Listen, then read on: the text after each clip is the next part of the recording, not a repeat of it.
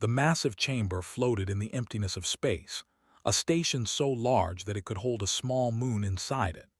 This was Nexus Prime, the heart of galactic civilization, where representatives from 847 different alien species gathered to make decisions that shaped the future of countless worlds.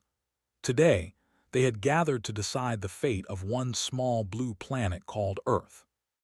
Ambassador Monroe stood alone at the center of the chamber. She was a tall woman with gray streaks in her dark hair and calm brown eyes that showed no fear. Around her, rising up in circles that seemed to go on forever, sat the most powerful beings in the known universe. Some looked like nothing she could describe. Others were clouds of glowing energy. A few resembled animals from Earth, but twisted in strange ways. All of them were looking at her with expressions that ranged from disgust to amusement. The charges against humanity had been read for 3 hours, had listened to every word without interrupting. The aliens accused humans of expanding too fast into space. They said humans were too aggressive, too competitive, too unpredictable. They complained that human traders had disrupted carefully balanced markets that had existed for thousands of years. They feared that human scientists asked too many questions and pushed too hard against the natural order of things. But the worst charge was something the translator in Seer could only call dangerous ambition. The elder races believed that every species had a proper place in the galaxy. Humans refused to accept theirs. They wanted more. They always wanted more. High Arbiter floated down from the highest platform. The being was made of living crystal, its body catching the light and throwing rainbows across the chamber walls. It had judged species for over 10,000 years. It had never shown mercy. "The vote is complete," announced. Its voice was like glass singing. By a count of 731 to 116, the Galactic Assembly has found the species known as humanity guilty of disrupting the natural order. The sentence is complete exile. Earth and its solar system will be surrounded by interdiction beacons. No vessel from any member world will approach within 100 light-years of human space. All human colonies outside this zone will be evacuated and returned to Earth. Humanity will be contained. Humanity will be forgotten. A wave of approval swept through the chamber. Heard clicking sounds, musical tones, and rumbling vibrations that served as applause for different species. Many of the delegates were not hiding their pleasure. The troublesome humans would finally be put in their place. Looked up at the assembly and did something that surprised everyone watching. She smiled. It was not a sad smile or a defeated smile. It was the smile of someone who had just heard exactly what they expected to hear. "I thank the assembly for its time and consideration," she said. Her voice was steady and clear. "On behalf of Earth, I accept this judgment. I ask only that humanity be given 6 standard months to prepare for our isolation. We need time to recall our citizens from alien worlds and to say goodbye to the friends we have made among your species." Paused. In 10,000 years of passing judgment, no species had ever accepted exile so gracefully. Most begged. Some threatened. A few had tried to fight, though that always ended badly. But this human woman stood before the most powerful beings in the galaxy and thanked them for casting her people into darkness. "Your request is granted," said slowly. 6 standard months, use them wisely." "We will," said, "we certainly will." As she walked out of the chamber, passed by the delegate from the Dominion, a massive reptilian creature covered in black scales. It leaned down toward her, its breath hot and foul. "Your species is finished," it hissed. "In 1,000 years, no one will remember you existed." Stopped and looked up at the creature. She was tiny compared to it, barely reaching its chest, but her eyes showed no fear. "Perhaps," she said quietly, "or perhaps you will remember us very well indeed." She continued walking, leaving the confused delegate behind. When she reached her small transport ship, she closed the door and finally allowed herself to take a deep breath. Her hands were shaking slightly, but not from fear. They were shaking from excitement. sat down at the communication console and typed a short message. Just 3 words: Plan Prometheus is green. She sent it toward Earth using a communication method that no alien species knew humans possessed. The message would arrive in seconds, not the hours that standard galactic communication required. This was just one of many secrets that humanity had kept hidden from their alien neighbors. For 50 years, humanity had played a role. They had acted like the eager young species, grateful for any scraps of knowledge the elder races chose to share. They had traded precious resources from Earth for technology that was considered outdated by galactic standards. They had smiled and nodded when alien ambassadors explained that humans were too young and too primitive to understand the complex workings of galactic civilization. But behind that mask of humble gratitude, humanity had been watching, learning, planning. Every piece of alien technology that reached Earth was studied in secret laboratories. Human scientists did not just learn how to use these devices. They learned how they worked, and then they learned how to make them better. The elder races believed that true innovation took thousands of years. They thought that a young species like humanity would need centuries to develop faster-than-light travel, advanced energy weapons, or artificial gravity. They were wrong. They had badly underestimated what humans could do when they put their minds to something. Looked out the window of her ship at the massive station of Nexus Prime. In 6 months, the interdiction beacons would activate. The galaxy would forget about the small blue planet called Earth. The elder races would continue their slow, careful existence, confident that the natural order had been preserved. They had no idea what was coming. On Earth, billions of humans were about to learn that their exile had been approved. But unlike the aliens expected, there would be no panic. There would be no despair. Instead, there would be purpose. Every factory, every laboratory, every willing hand would turn toward a single goal. Humanity was not going to sit in their solar system and wait to be forgotten. They were going to leave, and when they returned, the galaxy would never be the same. Started her ship and began the long journey home. Behind her, the delegates of the Galactic Assembly celebrated their victory. They had no idea that they had just made the biggest mistake in the history of their civilization. The exile of Earth had begun, but this was not an ending. It was a beginning. The message reached Earth in 4 seconds. Admiral Ben Carson read it 3 times before allowing himself to believe it was real. He was a large man with a shaved head and deep lines on his face from years of difficult decisions. But today, for the first time in a long time, he felt something close to joy. He picked up his phone and spoke 2 words: "Begin Prometheus." Within 1 hour, every government on Earth received the same instruction. Within 2 hours, factories that had been making cars and televisions switched to producing Starship components. Within 6 hours, 8 billion people knew the truth. Humanity was leaving, and they were never coming back. The news spread across the planet like wildfire, but there was no panic. There was no chaos in the streets. Instead, there was something the alien observers monitoring Earth could not understand. There was excitement. There was relief. For the first time in 50 years, humanity no longer had to pretend. Dr. Torres stood in a massive underground facility beneath the surface of the moon. She was a small woman with messy black hair and glasses that she kept pushing up her nose. She had spent 20 years of her life in this place, working on technology that was supposed to be impossible. "How long until the ships are ready?" Admiral Carson's voice came through the speaker on her console. "The last 3 are still being fitted with life support systems," replied. "But we can have all 17 ships ready within 4 months. "Make it 3, Carson said. "I want us gone before those beacons are fully operational." Nodded even though he could not see her.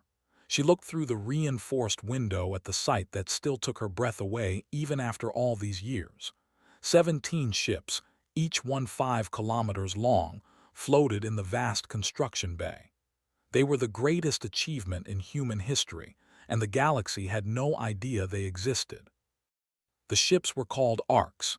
Each one could carry 500 million people in comfortable conditions. They had farms that could grow food, factories that could build anything, and hospitals that could heal any injury. They were not just ships. They were mobile worlds, designed to keep humanity alive and thriving for as long as needed. But the most important feature of the Arcs was something that made the laws of physics weep. Deep in the heart of each ship was a fold drive, a device that could bend space itself and allow the ship to travel faster than light. The Galactic Assembly believed that humans were at least 200 years away from developing such technology, and her team had built the first working prototype when she was 26 years old. Across Earth, the preparations continued at an incredible pace. In every country, people packed their belongings and said goodbye to their homes. They took photographs of their favorite places. They collected seeds from their gardens and soil from their ancestral lands. They would bring pieces of Earth with them wherever they went. The aliens had expected humans to fight the Exile. They had prepared for protests and diplomatic appeals, and perhaps even desperate military action. What they got instead was something far more unsettling. Humanity simply accepted the judgment and began to leave. It was as if they had been waiting for this moment all along. Admiral Carson traveled the world in those final months, visiting the great cities one last time. He walked through the empty streets of New York as the last residents boarded transport ships to the Arcs. He stood on the Great Wall of China as the sun set over mountains that would soon see no human eyes. He visited the pyramids of Egypt, standing structures that had watched over humanity for thousands of years. "We built those," he said quietly to his aide, a young woman named Sophie Lane. 5,000 years ago, with nothing but muscle and determination, we built monuments that still stand today, and now we're going to build something even greater." Sophie nodded. She was only 22 years old, born after humanity first made contact with alien life. She had grown up being told that humans were primitive and young, that they should be grateful for any attention the elder races gave them. Now she understood that it had all been a lie. A necessary lie, but a lie nonetheless. The final month was dedicated to erasing every trace of alien technology from Earth. This was perhaps the strangest part of the departure. Every translation device, every medical scanner, every piece of equipment that had been traded from alien merchants was collected, studied one final time, and then destroyed. "Why are we doing this?"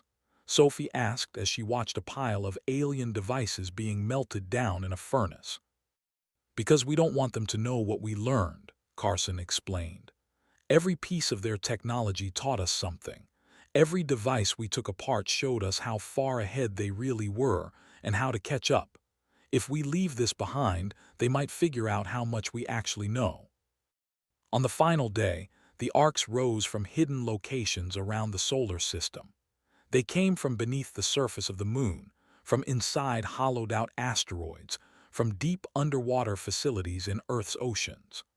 One by one, they gathered in formation above the planet that had been humanity's home for 200,000 years. 8 billion people looked down at the blue and green world below them. Many were crying. All were silent. This was the moment of farewell, the moment when humanity would turn its back on everything it had ever known. Admiral Carson's voice came through every speaker on every ship. "My fellow humans," he said, "today we leave our home, not because we were defeated but because we choose to. The galaxy thinks they have cast us into darkness. They are wrong. We are going to find our own light, build our own future, and one day we will return. Until then, remember who we are. Remember what we can do when we work together. And remember that Earth will always be with us, no matter how far we travel." The fold drives activated in sequence. Space bent around each arc, wrapping the ships in cocoons of twisted light. For one brief moment, the fleet burned brighter than the sun, a final message to anyone watching. Humanity was not dying. Humanity was being reborn. And then they were gone. The interdiction beacons activated 3 weeks later, surrounding an empty solar system. The automated systems reported exactly what they were designed to report. No human life signs detected. Earth was silent. The exile was complete. But far beyond the edge of the galaxy, in a region of space that no alien species had ever explored, 17 ships emerged from their fold jumps. They had traveled further than any human had ever gone before, and they were just getting started. The galaxy had made its choice. Now humanity would make theirs. 300 years passed in the galaxy, and the universe continued as if humanity had never existed. The great empires maintained their careful balance of power. The Dominion controlled its territory with an iron fist, keeping dozens of weaker species as slaves in their mining operations. The Syndicate worlds grew rich from trade, caring nothing for the suffering they caused as long as profits continued to flow. The Crystalline Collective watched over everything from their position of ancient authority, ensuring that nothing changed too quickly. This was the way things had always been. This was the way things would always be, or so everyone believed. On Nexus Prime, a young scholar named L was conducting research in the historical archives. The being was made of flowing purple light, a member of a species that existed partially in dimensions that most others could not perceive. L had become fascinated by an old story, a legend really, about a species that had been exiled long ago. Humans, L said the word out loud, tasting its strangeness. What an odd name. The records showed very little. There were images of small, soft creatures with pale skin and strange patches of fur on their heads. There were notes about their primitive technology and their dangerous ambition. And there was the final judgment of the Galactic Assembly, the exile that had ended the human problem forever. But something about the records bothered L. There were gaps, missing files, sections that had been classified at the highest levels. Why would anyone go to such trouble to hide information about a dead species? L filed the questions away for later. There were more pressing matters to attend to. Strange things were happening at the edges of the galaxy, and the Galactic Assembly was growing concerned. Far from Nexus Prime, in a region of space that no one had bothered to map, Commander sat in a garden and watched her great play. She was 322 years old, her body kept alive and healthy by medical technology that would have seemed like magic to her ancestors. Her hair was white now, and her movements were slow, but her mind was as sharp as ever. She was one of the last survivors of the original Exodus, one of the few who remembered Earth not from history books but from personal experience. She remembered the smell of rain on summer grass. She remembered the sound of birds singing at dawn. She remembered the day the fold drives activated and humanity left its home forever. Grandmother, her great-granddaughter Amy, ran up to her, holding a flower that glowed with soft blue light. "Look what I found."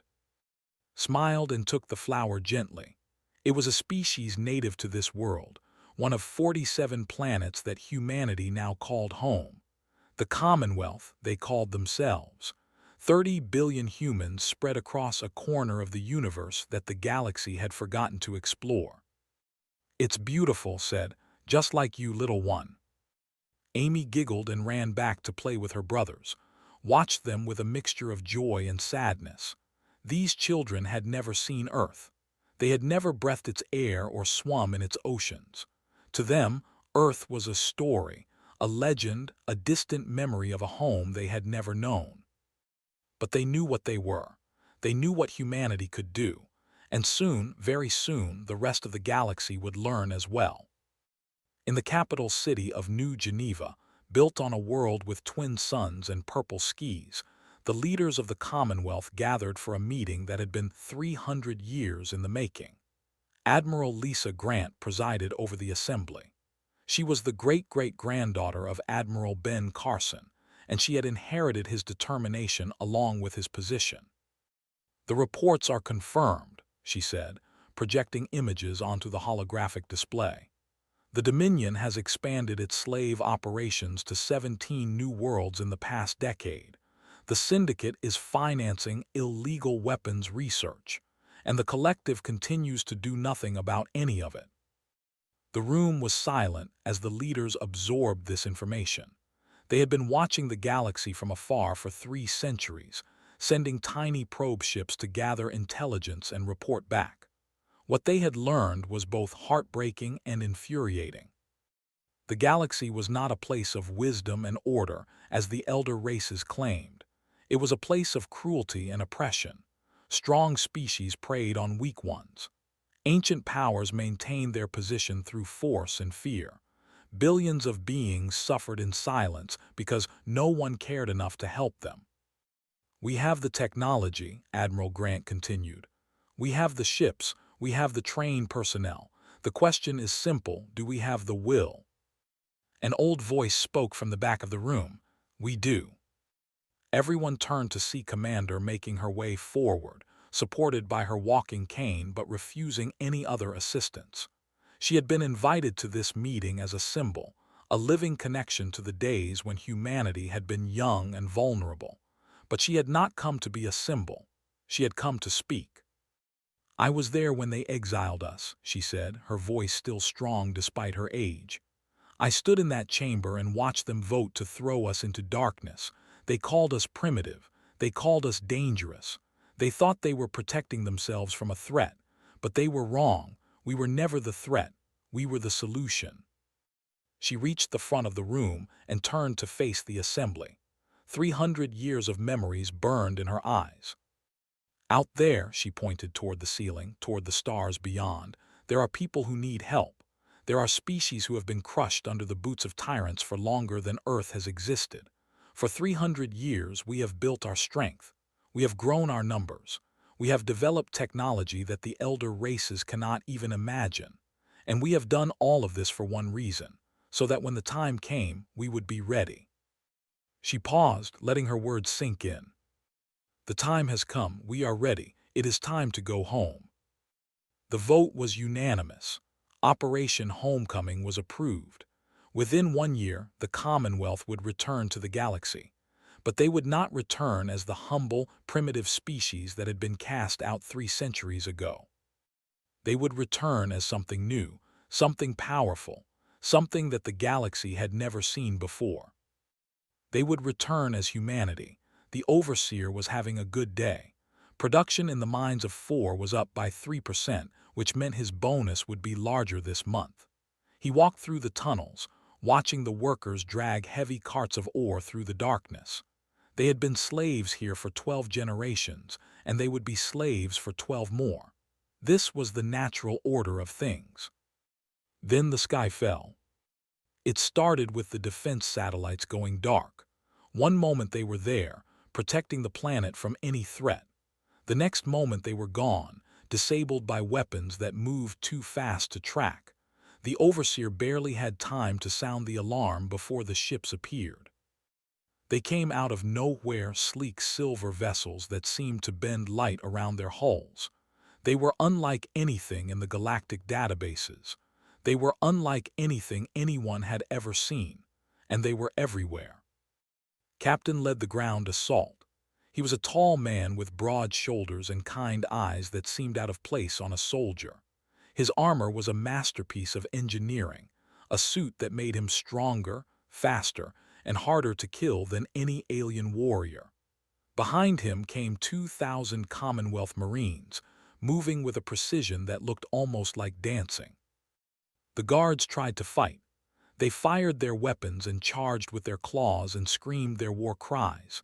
It made no difference. The human soldiers moved through them like water through sand, disabling rather than killing, capturing rather than destroying. In 17 minutes, the orbital defenses were down. In 43 minutes, the command center was captured. In 2 hours, the planet of 4 was free for the first time in over 1,000 years. Captain walked through the mines, removing his helmet so they could see his face. They cowered at first, expecting another master, another tyrant, another species that would use them and discard them. but did something that no conqueror had ever done. He knelt down in the dirt and looked at them at eye level.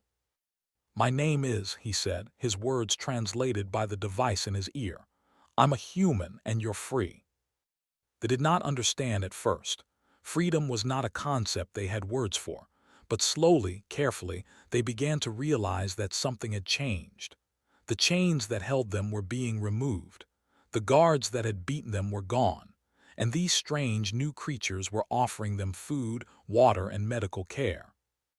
News of the liberation spread across the galaxy like a shockwave. Within days, similar events occurred on dozens of worlds. Slave colonies were freed. Prison stations were emptied. Species that had been ground under the heel of empire for centuries suddenly found themselves protected by warriors in silver armor who asked nothing in return. On Nexus Prime, the Galactic Assembly met in emergency session for the first time in 200 years. The Great Chamber was filled with chaos. Delegates screamed at each other, blamed each other, demanded answers that no one could provide. High Arbiter called for silence, and eventually the chamber quieted. The ancient crystalline being floated at the center of the room, its light flickering with what might have been confusion.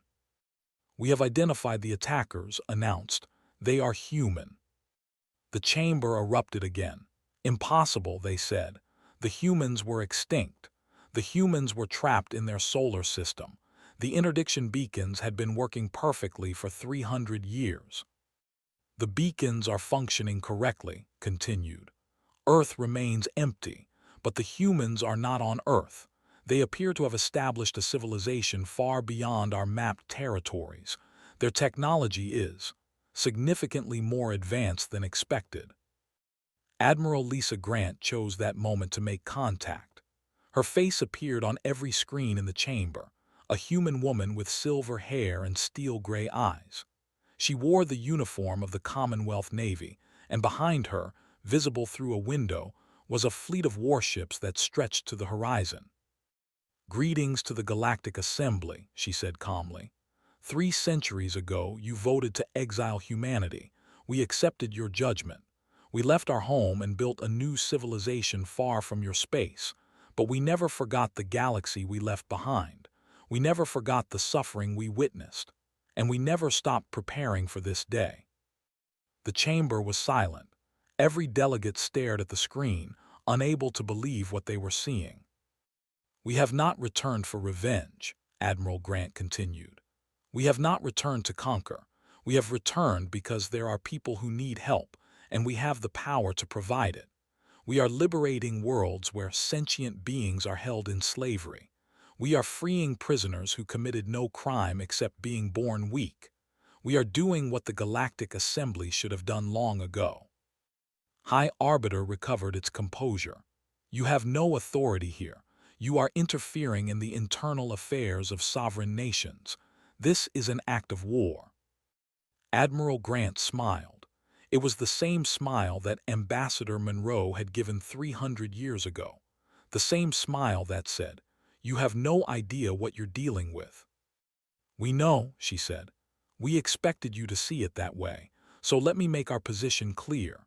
The strong will no longer prey upon the weak while humanity exists.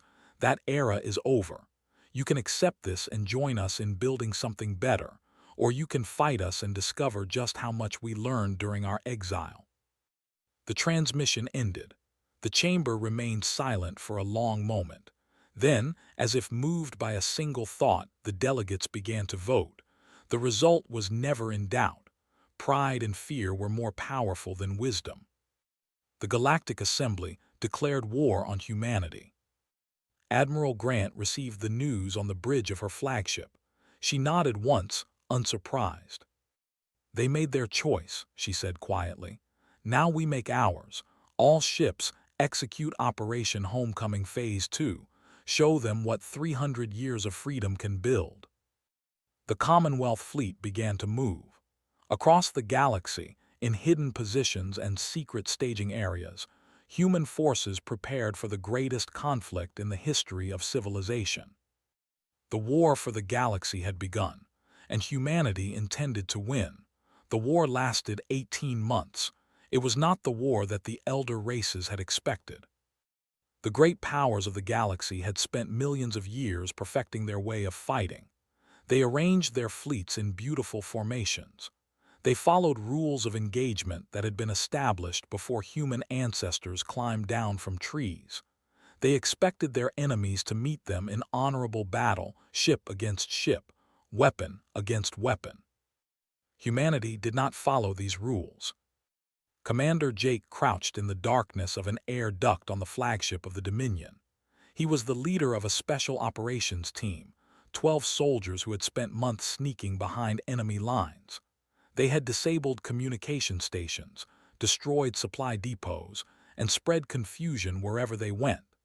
Now they were about to end the war with the Dominion in one swift stroke. "Target is in the command center," whispered his second-in-command, a woman named Beck. 40 guards, standard formation." Jake smiled. Standard formation. The aliens always used standard formation. They never changed, never adapted, never tried anything new. It was almost sad. "You know the drill," he said quietly. "Non-lethal only. We want prisoners, not bodies." The team moved like shadows, flowing through the ship without making a sound. The guards never knew what hit them. One moment they were standing at attention, confident in their strength and numbers. The next moment they were unconscious on the floor, taken down by weapons that disrupted their nervous systems without causing permanent harm. Within 20 minutes, Jake stood on the bridge of the enemy flagship, looking down at the captured commander of the fleet. The massive reptilian creature stared up at him with a mixture of fear and confusion. "How?" the commander asked. "How did you get past our defenses?" Jake shrugged. "You expected us to fight your way. You built your defenses against enemies who follow your rules. We don't."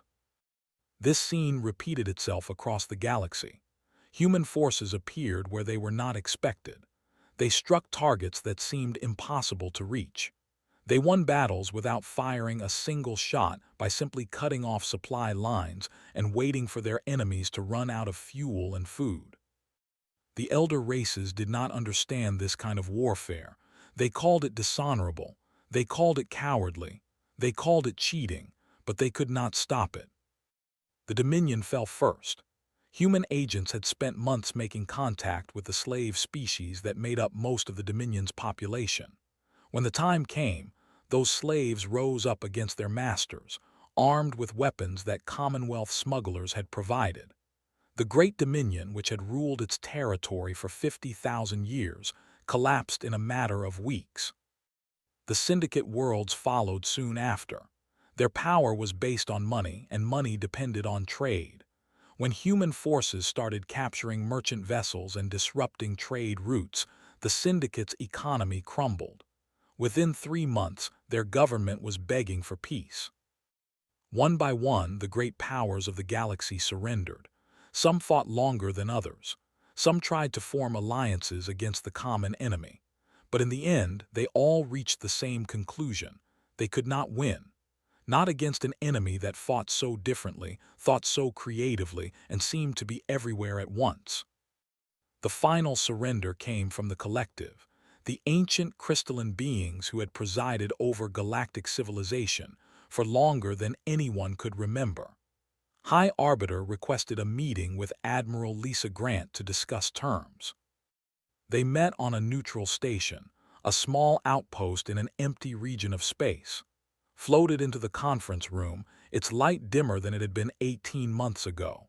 Defeat had taken something from the ancient being, some essential spark that had sustained it for. Admiral Grant was waiting, along with a very old woman in a wheelchair. Ambassador Monroe was 327 years old now, kept alive by the best medical technology the Commonwealth possessed. She had insisted on being present for this moment. She had earned the right. "You have one," said simply. "What do you want?" Admiral Grant slid a document across the table. "Our terms are simple: equal rights for all species, the dissolution of hereditary empires, the end of slavery in all its forms, free trade between all worlds, democratic representation in a new governing body, and justice for crimes committed against sentient beings. Study the document for a long moment. This will destroy everything we have built. What you built was a system of oppression, Admiral Grant replied.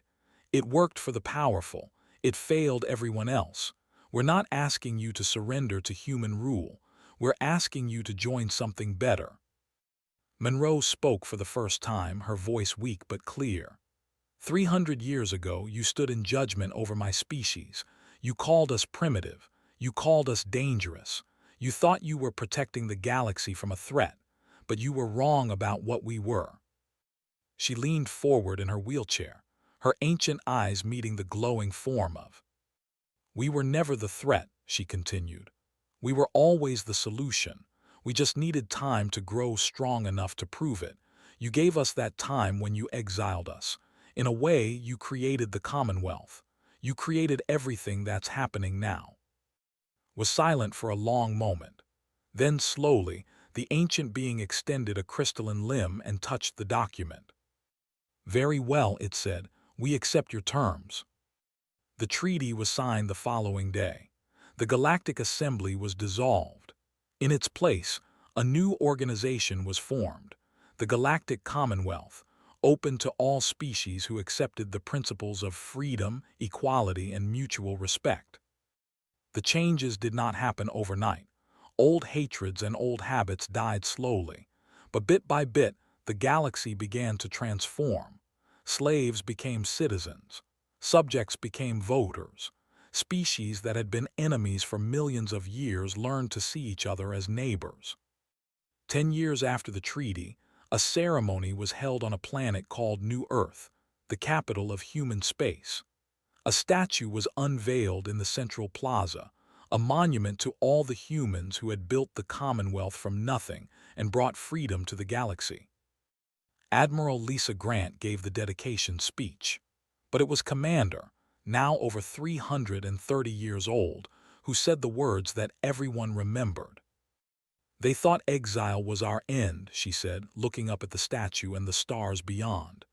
They thought darkness would destroy us. They were wrong. We are human. We turn endings into beginnings. We turn darkness into light, and we never ever give up. The crowd cheered. Above them, ships from 100 species flew in formation, their lights painting the sky in colors that had never been seen before. The galaxy had changed forever. And it was only the beginning.